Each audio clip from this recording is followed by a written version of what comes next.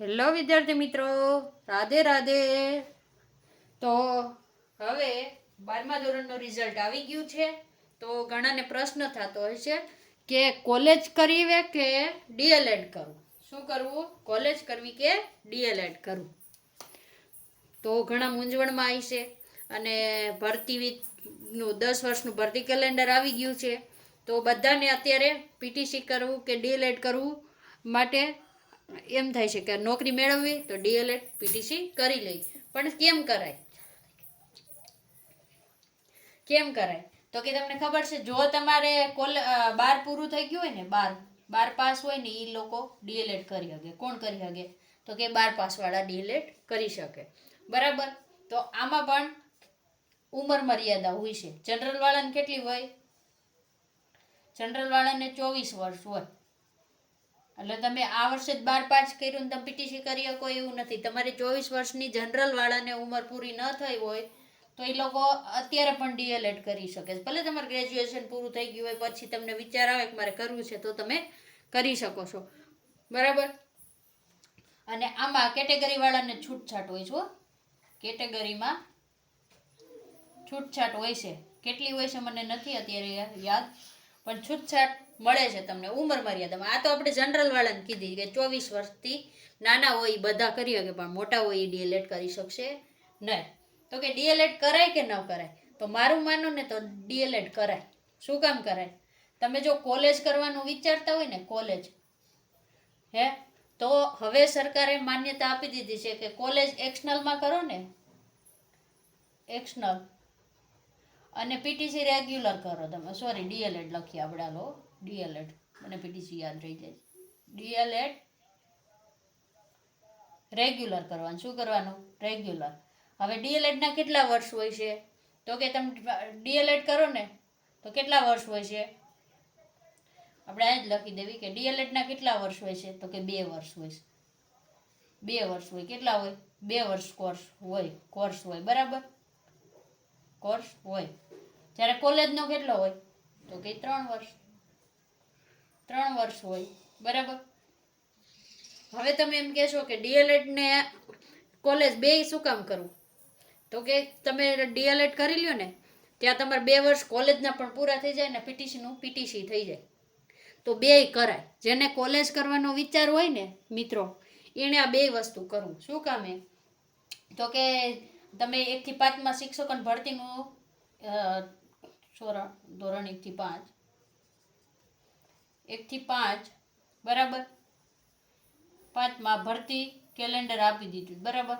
તમે જોયું હશે કે આ વર્ષે કેટલી શિક્ષકોની ભરતી આવી? તો કે 11,000. ઈ કઈ આવી? 11,000 આવી ને, એ આવી 2025 અને 26ની ભરતી આવી. તો હવે 2027ની ભરતી છે ને મિત્રો, 5,000ની છે. કેટલી છે? 27ની. પછી 2028ની તો કે 5,000. પછી તમે જોવો ને તો તમારા 28ની ભરતીમાં લગભગ તમને છે ને ફોર્મ ભરવા દઈ શકે ટેટ 1ના અને ભરતીના. અત્યારે તમે જોવો 11,000ની ભરતી છે ને, એમાં ડીએલએડના બીજા વર્ષવાળાને બધાને ફોર્મ ભરવા દીધા છે, જે લોકો ટેટ 1 પાસ થઈ ગયા છે એ.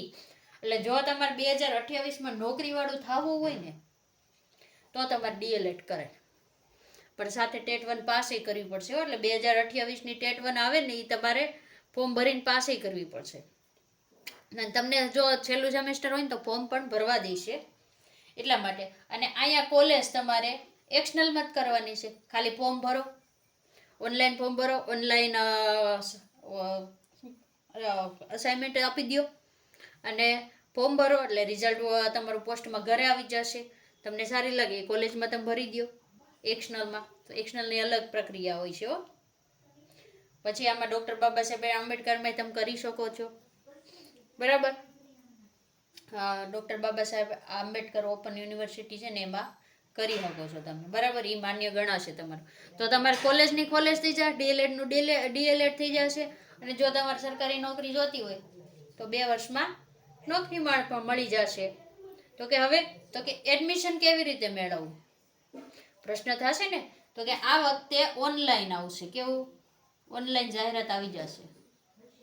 જાહેરાત આવશે. હમણાં આ વીકમાં આવે કે આવતા વીકમાં આની જાહેરાત આવી જશે. અને જાહેરાત આપણે જે ભરતીની આવે છે એ જ વેબસાઇટ ઉપર આવી જશે. એનો પણ આપણે અલગથી જેવી જાહેરાત આવશે ને એટલે વેબસાઇટને બધું મૂકી દઈશું તમારે ફોર્મ ભરવાનું હોય તો કે ફોર્મ તો કે ઓનલાઈન ભરવાનું રહેશે. પછી ઓનલાઈન તમારે જે કોલેજ રાખવી હોય ને ડીએલએડ કોલેજ એ પસંદ કરવાની રહેશે. શું રહેશે? પસંદ કરવાની રહેશે. અને કેન્દ્રીયકૃત હશે આલખેરે કે ભરતી કે એડમિશન કેમ મળશે તો કે મેરિટ આધારિત. સોરી આપણે મેરિટ લખી દઈએ બરાબર. મેરિટ આધારિત હશે. કેવી હશે? મેરિટ આધારિત હશે. આ ગયા વર્ષે કેવી હતી કે કોલેજમાં 25 રૂપિયા દઈને તમારે ફોર્મ લેવાનો પછી ભરીને ત્યાં જમા કરાવી દેવાનો. આ વખતે એ રીતનું નહીં હોય કારણ ત્યારે પીટીસી કોલેજો બંધ પડવા આવી હતી. અત્યારે ઘણી પીટીસી કોલેજો ખુલ્લી હોતા ને જે બંધ થઈ ગઈ હતી ને શું કામે 10 વર્ષનું ભરતી કેલેન્ડર આવી ગયું છે. અને આમાં એક બ્રેકિંગ ન્યૂઝ તમારે ગણવા હોય તો ભરતી કેલેન્ડરમાં એ પણ છે 2032માં 15,000 શિક્ષકોની ભરતી આવશે. કેટલા આવશે? 15,000 શિક્ષકો. ખાલી 1 થી 5માં આવશે. તમે ભરતી કેલેન્ડર જોઈ લેજો બરાબર. તો આમાં લગભગ મોટા ભાગના ટેટ 1 પાસ હોય તો લાગી જશે. તો કે ટેટ 1 પાસ કરવી પડે કે નહીં પડે તો કે તમે જો પીટીસી કરો કે ડીએલએડ કરો ને તો ટેટ 1 પાસ કરવી ફરજિયાત છે. ફરજિયાત કરવી પડશે. કેવી? ફરજિયાત કરવી પડે તો જ તમને નોકરી મળશે. પણ જો તમે ડીએલએડ કરતા હોય અને તરત જ તમે ટેટ દો ને તો તમને બાળ મનોવિજ્ઞાન શૈક્ષણિક ગણિત બધું જ તમને આવડતું હોય. 2 વર્ષ પછી તમે દો એટલે તરત તમે ટેટ 1 પાસ કરી લેશો તો તમે સીધા નોકરીવાળા થઈ જશો બરાબર. તો આ હતી ડીએલએડની માહિતી. જો તમને આ સમજણ આવી હોય તો તમારે ડીએલએડ કરવું હોય તો હમણાં ટૂંક સમયમાં જાહેરાત આવશે ને આ જૂન મહિનામાં એના ફોર્મ ભરાવાના છે. ક્યારે તો કે જૂન મહિનામાં. ક્યારે ફોર્મ ભરાશે તો કે જૂન મહિનામાં ફોર્મ ભરાશે બરાબર. તો જો તમને વિડીયો સારો લાગ્યો હોય તો લાઈક કરી દેજો, ચેનલને સબસ્ક્રાઈબ કરી દેજો. રાધે રાધે.